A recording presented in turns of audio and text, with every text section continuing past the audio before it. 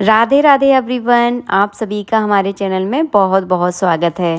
16 अगस्त को है नाग पंचमी।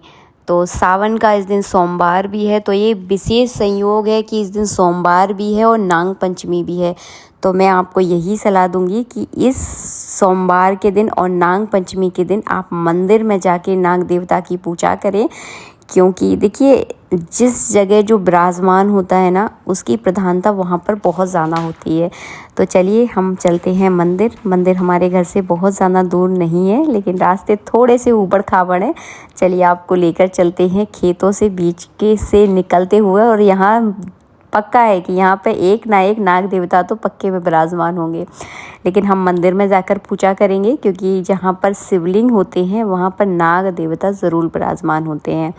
तो चलिए पूजा करते हैं। और नाग पंचमी का विशेष महत्व है। अगर आपको सपने में नाग देवता दिखते हैं, सांप बहुत ज़्यादा दिखते हैं, तो आप नाग पंचमी के दिन किसी भी शिवालय के मंदिर में जाकर नाग और नागिन का जोड़ा, जो कि तांबे के मिलते हैं, मार्केट में आपको इजीली मिल जाएंगे, बड़े बड़े नहीं छोटे छोटे से मिलते हैं, दोनों जोड़ों की पूजा करके शिवलिंग पर अगर आप चढ़ाते हैं तो इससे जो है ना थोड़ा सा जो आपका काल सर्प योग है ना, वो थोड़ा सा कम हो जाता है।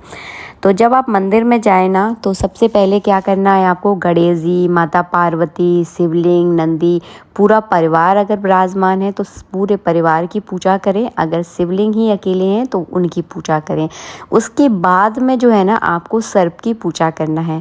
और आपने अक्सर देखा होगा, आप जिस भी मंदिर गए होंगे, शिवलिंग के ऊपर जो सर्प होता है उनके 5 मुख होते हैं, यानी 5 नाग पंचमी के दिन 5 मुख वाले सर्प की जो है ना पूजा की जाती है। जो सर्प का फन होता है ना, उसमें 5 मुख होते हैं, तो उनकी ही जो है ना पूजा की जाती है। तो चलिए सबसे पहले जो है ना हम सभी देवी देवता जो विराजमान है मंदिर में, सबका आपको पूजन ज़रूर करना है। ऐसा नहीं है केवल नाग पंचमी है तो नाग देवता की ही पूजा करनी है, नहीं। जहाँ हम जाते हैं उस जगह के जितने देवी देवता हैं सबकी पूजा करना अनिवार्य होता है। तो बस मैंने यहाँ पर सबकी पूजा कर ली है। इसके बाद अब करूँगी मैं नाग देवता की पूजा। तो नाग देवता के ऊपर सबसे पहले आपको शुद्धि के लिए जल चढ़ाना है। उसके बाद आपको विशेष जो चढ़ाया जाता है वो होता है कच्चा दूध। तो एक धार लगाकर अच्छे से जो है ना नाग देवता पर आपको दूध चढ़ाना है। इसके बाद जो है ना मैं यहाँ पर जो है ना पूरा दूध चढ़ा दूँगी। जितना भी आप ग्लास में दूध लेकर आए हैं या कटोरी में लेकर आए हैं तो वापस नहीं लेके जाया जाता। जितना भी दूध है यहीं चढ़ा जाए। अगर जाना है तो कटोरी में रखकर यहीं छोड़कर जाएं।